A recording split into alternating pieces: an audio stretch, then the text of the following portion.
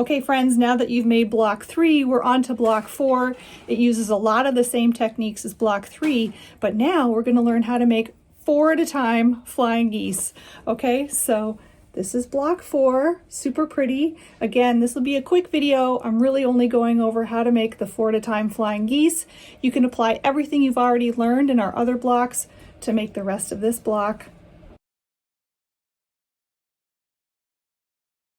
Moving on to block 4, this is very similar to block 3, but in this one, I'm going to show you one skill. So this video tutorial is going to be a lot shorter than the previous blocks because you're compiling all the skills you've already got from block 1 and block 3 into block 4, okay?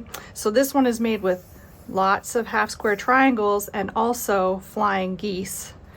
And the new skill, last time, block 3, we did 1 at a time flying geese. This time we're going to do 4 at a time flying geese. Okay, of course, you're welcome to use whatever method you find most comfortable when it comes to making the half square triangles and making the flying geese, whether you do it 1 at a time or multiples at a time. But today's skill is 4 at a time flying geese.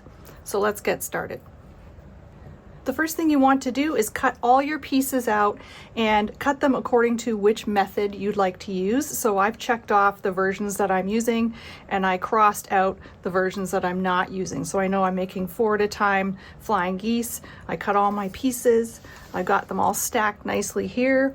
If you're doing this in steps or over a number of days, you might want to actually label all the pieces so you remember which is which. But I know for mine, I'm using these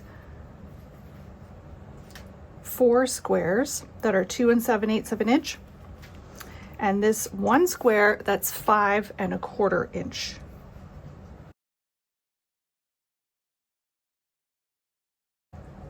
Okay, we're going to start with 2 squares and pretty sides together.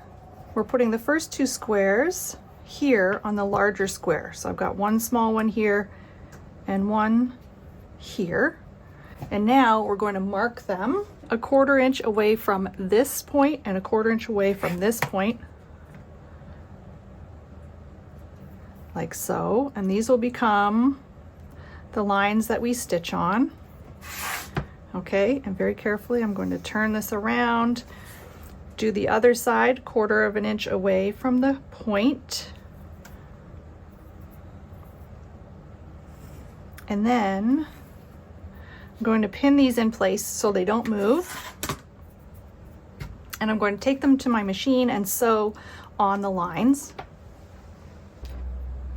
I'm just adding a few pins here to hold everything in place, like so. And then I'm taking this to my machine and I'm sewing on these lines. You can also sew just a hair in from either side of the line if you feel the need. The other thing is to use a flat regular foot on your machine. Don't try to use the 1/4 inch flanged foot because you'll catch all your fabric. So you're just stitching with a regular foot with a regular stitch length. Okay, let's do that. Okay, I have my first 2 pieces stitched on to the larger square, and now I'm slicing down the center with my ruler and rotary right down the middle.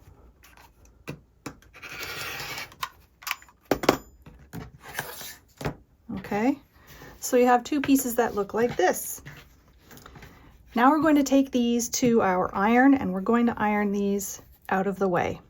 Okay, so now I have these ironed. I just ironed towards these triangles, and now I'm placing my second set of squares onto here. Now I've already drawn my cut lines, doing the same thing 1/4 of an inch away from the center line, and they get on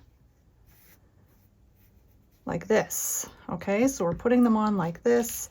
I'm going to stitch from this end first, so I'm going to put just a pin here.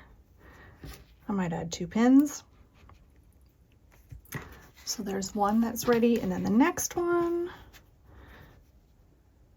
And I want you to pay close attention to the direction of these lines because we are going in a direction different than what you think you're going to be doing, right?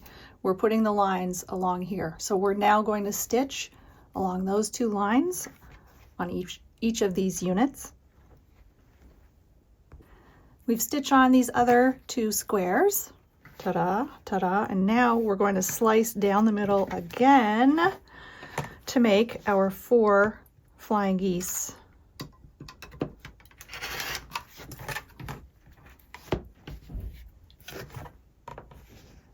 And we're going to take this to our iron and iron these triangles out, and then you've got flying geese. Isn't that cool? I think this is a pretty cool method. I love making these quicker than one at a time. I'll iron these up and let's see how they look. So here's our finished 4 flying geese units, and before we start piecing everything together, you'll want to, of course, trim off any dog ears, and you'll want to do the same thing. Remember, when you're making your HSTs, half square triangles, for this block, you will want to measure those and make sure that they measure 2.5 by 2.5 so that they match up with these, which are 2.5 by 4.5, okay? So just do some trimming, do some measuring before you start piecing everything together. And also, if you want to make these flying geese in multiples at a different size, I've got the instructions right here on how to do the math for that, okay? So handy little tip for that, to make these in other sizes. Now that I've made these 4, I'm going to repeat the process with my other 2 colors for the outer round flying geese. So you can see here, we've got 4 flying geese in the inner round and then 4 more flying geese on the outer round, okay?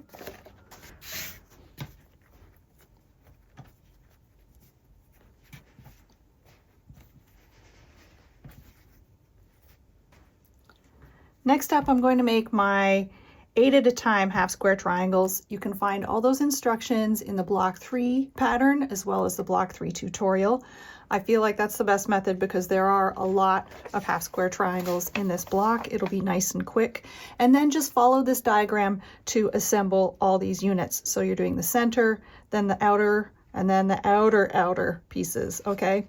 And then the final step is to add the circle. There's your template. It is smaller than the block 3 template. So this was what we used for block 3. This is a smaller circle for block 2, just to add some differentiation between the blocks and in our final layouts. So again, use those methods that I showed you in the block 3 tutorial, whether you want to use feasible web, do raw edge for this circle, or maybe you want to do a nice turned edge with some tin foil and a template. Okay? All right, let's have a look at how this block turns out.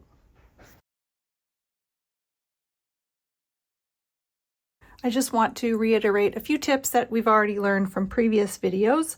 One of those tips is to chain piece whenever you can. So, you know, when I put these together, I put these 2 pieces through the machine, as well as these 2, as well as these 2, took everything out, turned it around, did the other 3. Chain piecing saves time. There are always efficiencies that you can find in quilting. The other thing is, again, nesting your seams will really help keep everything lined up. So on this block, I've ironed the seams towards the center square. And then on these 2, I've ironed them towards these solid squares. And then that way, we've got seams going in opposite directions. So this one's going this way, this one's going the opposite, and I can line those up. You can feel them bumping up against each other, and then you can put a pin in place, and that will keep all your seams lined up so you'll get a really nice center star. Okay, and you'll repeat that process with that second round with all your HSTs and flying geese. You'll want to line those up with the seams on this center piece. Okay, so just reminders, almost done.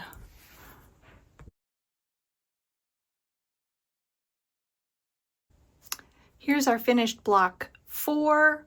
I'm really happy with how this one turned out. We've done all our flying geese, lots of half square triangles, some solid squares, and then the circle in the center. And I used fusible web for a raw edge treatment. And I'm probably going to do that across all of my blocks that use applique, just so that I've got the same technique. But that's not to say that you can't mix up your techniques. So maybe on block 3 you did a turned edge, maybe block 4 you do a fusible. This is all about learning new skills and trying different things, and a sampler is a great way to do that. So let me know in the comments which methods you used for this block. Did you use the quick flying geese, the quick HSTs? Did you do chain piecing? How did you finish your circle? All right, excellent. Okay, we'll have a check-in for this one later on, and next up is block 5.